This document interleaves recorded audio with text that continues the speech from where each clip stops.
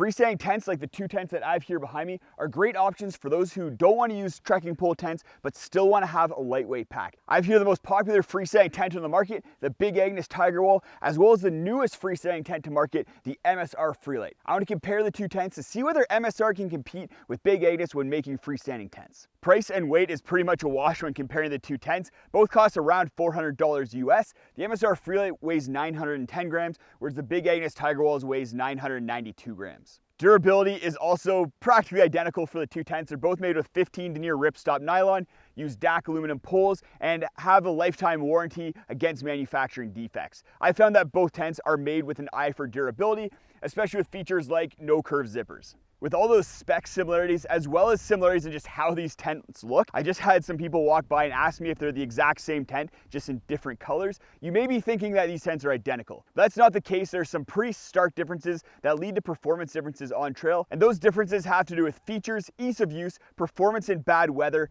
as well as comfort and size. Starting off with features and ease of use for both these tents and how they set up. Both tents set up very easily. They set up almost identically, and if you've ever set up a tent before, you're gonna have no problem with either of these. You set up the inner first, and then you put the fly over top, and then you have your tent. A couple small differences with setup. The MSR FreeLite has a separate brow pole from the main pole structure, whereas with the Tiger Wall, the brow pole is connected to the poles and it's all a hubbed system. Another difference, and this might be a pretty big difference for some people, is how the fly connects to the pole and inner structure of the tents. With the Tiger Wall, you have this buckle system, which is very easy to use.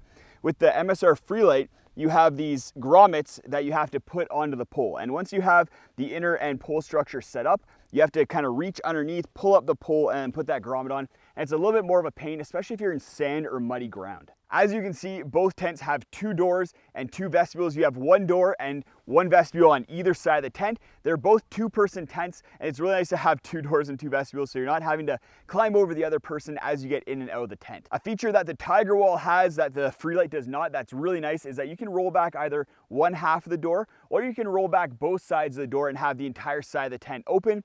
With the FreeLite, you can only roll back half the door, so you're always going to have this part of the vestibule down and attached to the ground. Both tents also have a lot of pocket space. You have one pocket on either side at the head end of the tent, so if you have two people in the tent, each person gets their own pocket. And then you have a communal pocket at the top of the tent on the roof here on both the FreeLite and the Tiger Wall too. The Tiger Wall also has a big giant pocket at the foot end of the tent, and that pocket is great if you want to store big bulky items like sweaters or jackets, or you have some gear that you want to hang up there and dry off. If you're considering picking up either of these tents, consider clicking the link in the video description. I get a small commission if you buy anything from that store at no extra cost to you, and it really helps out the channel. Moving on to talking about weather performance, both these tents are double wall tents. So what that means is that you have the mesh inner tent here that you set up first, and then you put a fly on over top of it. Neither tent can be set up fly first, which is kind of a pain because if it's raining, you have to put up the inner tent first, and a lot of rain is getting into the tent as you're doing that, and then you have to put the fly on top for weather protection. That is, unless you get the footprint for the Tiger Wall, then you can set it up fly first, but that footprint is an extra $100.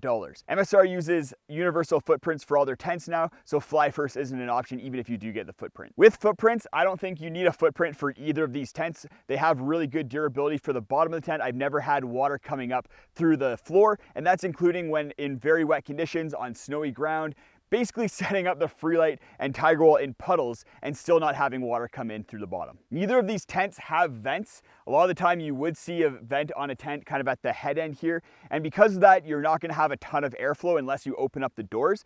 Both tents do have double zippers, so you can zip down the top of the door and create some ventilation at the top that way. It would have been nice to see dedicated vents, but it would have added a little bit of weight to the tent. Without vents or opening up the doors for circulation, you're going to get condensation buildup in these tents. They are double wall tents, but that doesn't mean that you're not going to get condensation. I've never had a tent that under the right conditions is immune to condensation.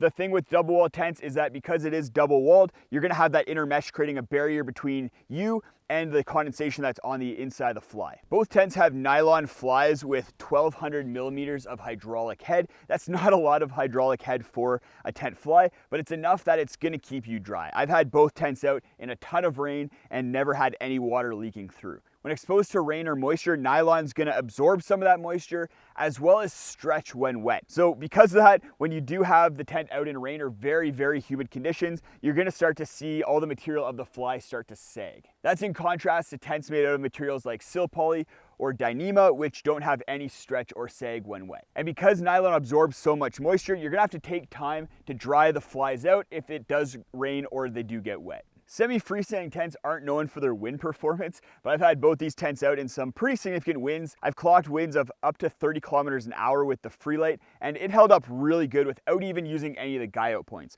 And both tents do have quite a few guy out points if you do need to really lock the tent down. Both have 3 guy out points at the head end of the tent, 1 at the rear of the tent, and then the FreeLite actually has 2 additional guy out points at the top of the doors. Speaking of doors, as we've seen, the doors are quite different, and that difference leads to some pretty significant differences in how the tents perform in rain. The Tiger Wall has a pretty traditional opening where there's a zipper that goes from the middle of the fly all the way to the top, and that's how you open both sides of the door. Whereas with the FreeLite, the zipper to the door starts at the head end of the tent at the corner here and then zips up to the middle. And the reason why the MSR designed the zipper in this way is that it makes it really easy to open up and close the zipper from inside the tent. It's actually a bit of a pain with the Tiger Wall to try and close or open the zipper when you're all the way in. Very rarely can I get the zipper closed all the way down when I'm inside the Tiger Wall tent. And while this door design makes it a lot easier to open and close the door from inside the tent, it has some big issues when it comes to rain. If it is raining out or that fly is wet,